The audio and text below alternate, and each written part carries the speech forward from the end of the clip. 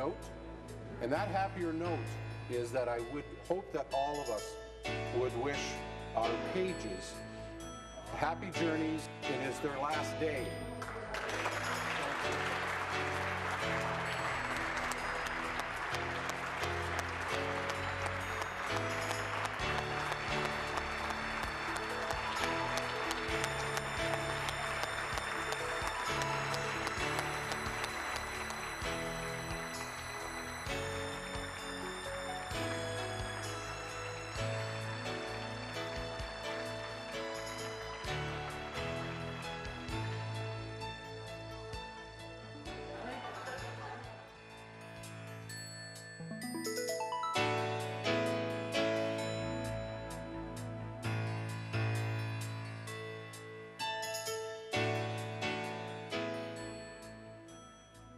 The origins of the legislative pages in Parliament are relatively unknown, but the tradition has century-old roots.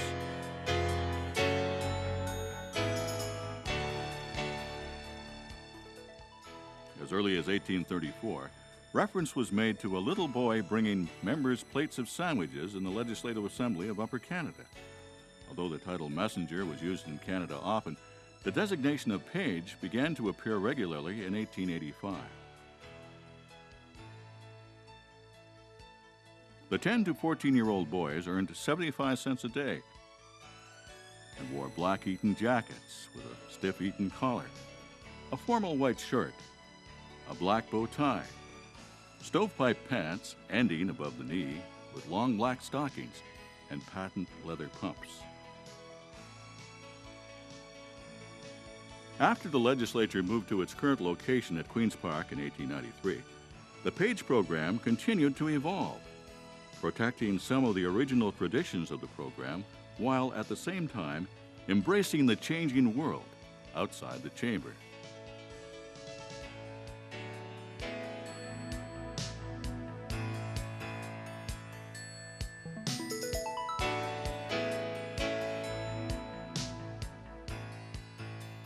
A debate over the working conditions of the pages by MPP Reed Scott eventually led to more changes for the program.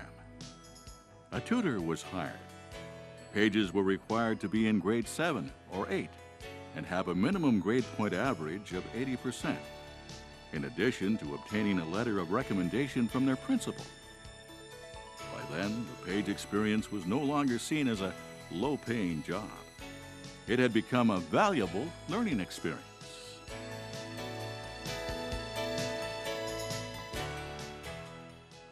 During his time as Speaker from 1968 to 1971, Frederick Cass was dedicated to improving working conditions for the pages.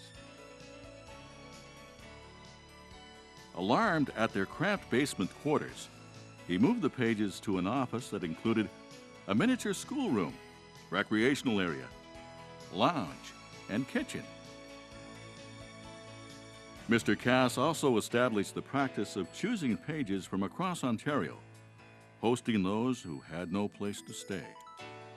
He did not, however, lift the 8-week limit on the page's term of service, even though the idea was popular with the pages. He argued, if they're around any longer, they'll just take over the place, and there's no holding them. 1971 brought a new era to the page program with the appointment of Ontario's first female pages.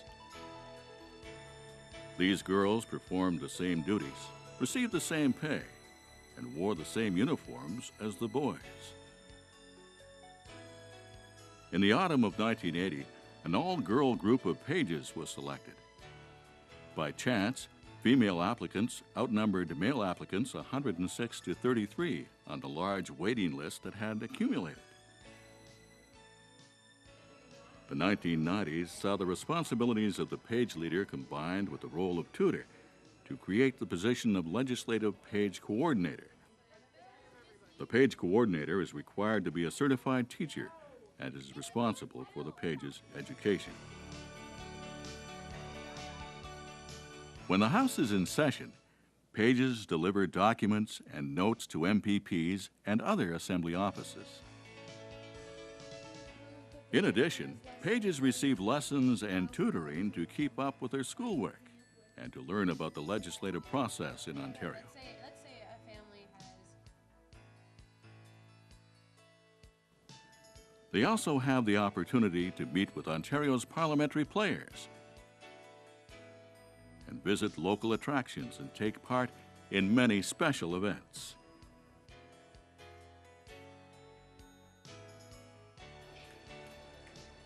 Each year, hundreds of application forms are received to become a part of an educational experience unlike any other, an Ontario legislative page.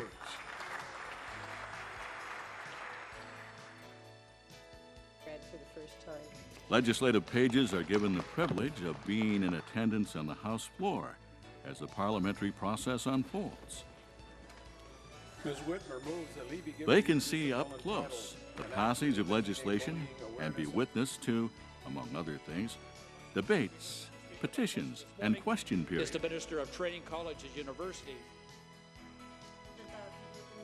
Pages are also provided with a hands-on approach to learning through mock debates and interactive class lessons. Their experience here leaves them with a greater understanding of Ontario's parliamentary system and offers them a working knowledge of how laws are created in Ontario.